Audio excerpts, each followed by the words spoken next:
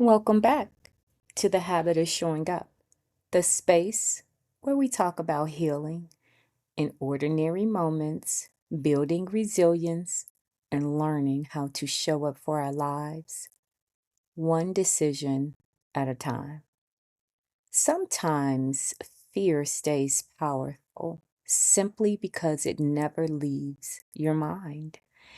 And recently, during a therapy session, I said something out loud that I had quietly been carrying for a long time. I admitted that I was afraid of raising my daughter Grace alone, afraid of carrying all the responsibility by myself, afraid of navigating all of her needs on my own, afraid of what that version of life could actually look like. And to be honest, I don't think I had ever fully said it out loud before. Not completely, but something unexpected happened after I finally said it. I felt lighter, not because the fear magically disappeared, not because I suddenly had all the answers, but because I realized how exhausting it is to carry certain thoughts silently, especially the ones tied to fear. And I think a lot of us do this. We carry fears quietly. We push them down. We avoid naming them. We try to stay busy enough not to sit with them too long. But fear has a way of growing when it only lives in your head. What surprised me most was realizing that underneath the fear was actually grief, pressure, responsibility, and uncertainty, not weakness. And that changed something for me because for a long time, I think I had connected fear with incapability, as if being afraid meant I wasn't strong enough. But those two things are not the same. You can be afraid and still be capable. You can be uncertain and still be strong. You can acknowledge that something feels heavy and still trust yourself enough to handle life if you had to. And I think that realization is part of what it truly means to show up for yourself, not just in productive ways, not through routines or discipline, but emotionally. By being honest about what's actually sitting on your heart. Because sometimes showing up for yourself means telling the truth instead of pretending everything feels okay all the time.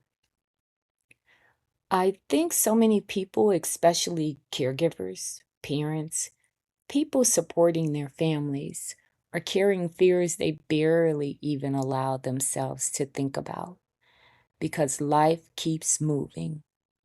People still need things from you.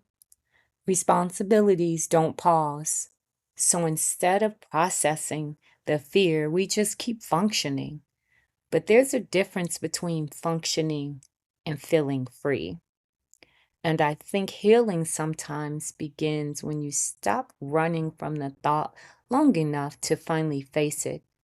Not dramatically, and definitely not all at once. Just honestly.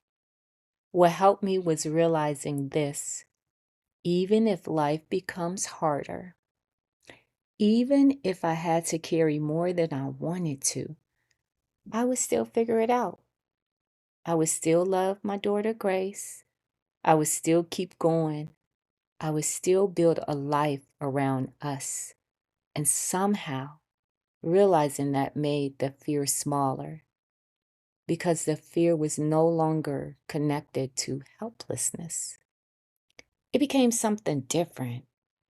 It became awareness. It became honesty. And eventually, it became trust. Trust that no matter what life looks like, I have the ability to adapt. Trust that strength doesn't always feel powerful in the moment. Sometimes strength sounds like, this scares me, but I believe I could survive it if I had to.